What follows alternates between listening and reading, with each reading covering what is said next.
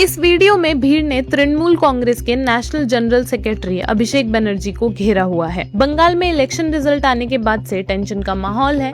बहुत से लोगों पर हमले हुए हैं। इसी पोस्ट पोल वायलेंस के शिकार कुछ परिवारों से मिलने अभिषेक बनर्जी सोनारपुर पहुंचे।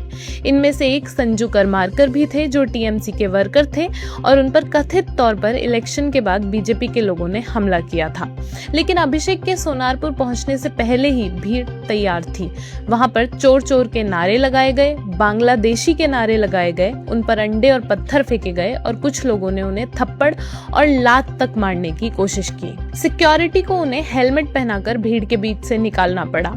उन्हें संजू करमारकर के घर ले जाया गया जिनसे वो मिलने आए थे और फिर सिक्योरिटी ने उन्हें वहां से निकालकर अपोलो हॉस्पिटल पहुंचाया। अभिषेक बनर्जी ने इस हिंसा के बाद सीधा बीजेपी की ओर निशाना साधा। उनका कहना था कि ये हमला बीजेपी स्पॉन्सर्ड था और पहले से ही प्लान था। उन्होंने ये भी इल्जाम लगाया कि उन्हें मारने की कोशिश की गई। अभिषेक बनर्जी ममता बनर्जी के भतीजे हैं। हमले के बाद ममता बनर्जी ने एक्स पर पोस्ट किया। उनके शब्द थे, rulers became killers, shame on you BJP. उन्होंने भी इस हमले की जिम्मेदारी सीधा बीजेपी पर डाली और कहा कि जो पार्टी सत्ता में है वो अब हथियारों की भाषा बोलने लगी है। Leader of opposition Rahul Gandhi ने भी इस हमले को पूरी तरह से निंदनीय बताया।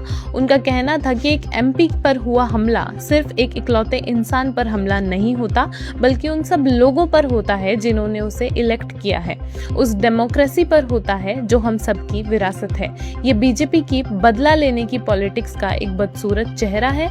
राजनीतिक मतभेदों को कभी भी हिंसा से जस्टिफाई नहीं किया जा सकता। अखिलेश यादव ने भी इसे एक सोची समझी साजिश और बीजेपी की गुंडा पॉलिटिक्स का हिस्सा बताया। लेकिन ये हिंसा इकलौता हमला नहीं है जो अभिषेक बनर्जी पर हुआ। उन्हें एक जाली हस्ताक्षर से जुड़े मामले में बंगाल सीआईडी ने समन भी भेजा है।